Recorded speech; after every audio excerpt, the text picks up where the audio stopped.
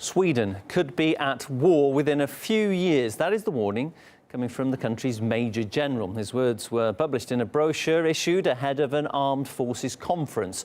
Earlier, the top Swedish general mentioned that Russia was among possible national threats, an idea supported by the country's parliament chairman of the armed services. However, Swedes themselves are taking the military warnings with scepticism.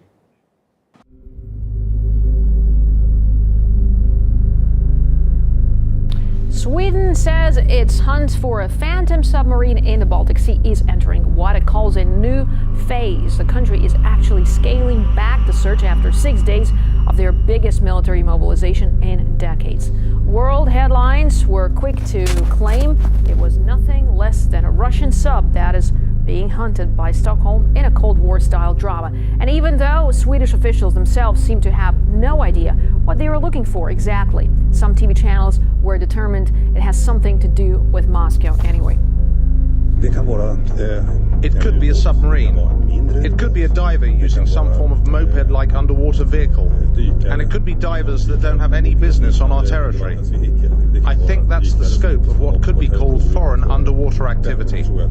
Now, Peter Oliver reports how the Swedish Defence Force turned into something of a farce.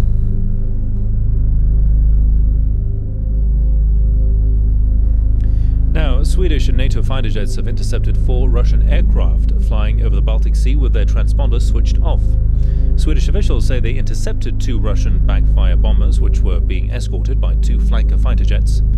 A NATO official also said Danish and Italian jets based in Lithuania were scrambled to identify the Russian aircraft heading to the Russian Baltic enclave of Kaliningrad. Swedish Foreign Minister Margot Wallström slammed Russia's action as unacceptable and in violation of international aviation rules. Russia has increased flights near Europe's borders over the last couple of years. This comes as Finnish and Swedish military aircraft are preparing to train with US fighters over the Baltic Sea.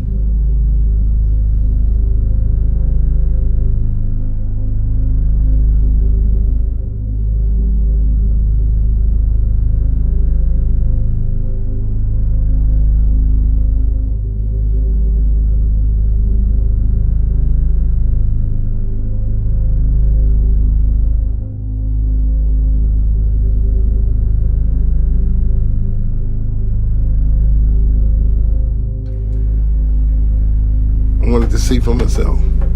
That's one reason I volunteered too. So, these documentaries, these movies they make, they really can't tell the bottom line truth.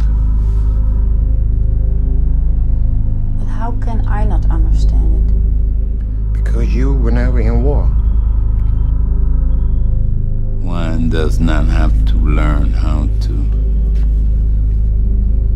survive. Those things is already there. Well, when you're in combat, then those instincts come back. They've always been there. The sense of smell, comes back. The hearing comes back. Seems like, sight becomes much more acute. A sixth sense comes in, like, I cannot see a person over in that direction, but I know that there's a person over there. All of these things just come back. I see these images at the corner of my eye, my peripheral vision. I see this dark shadow zoom by.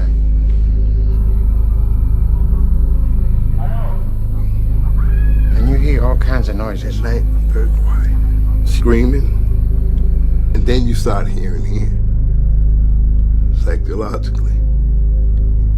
You start hearing those things.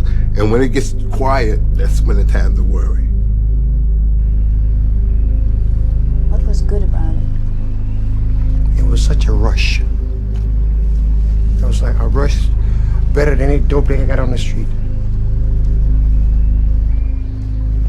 Something different. It was just a high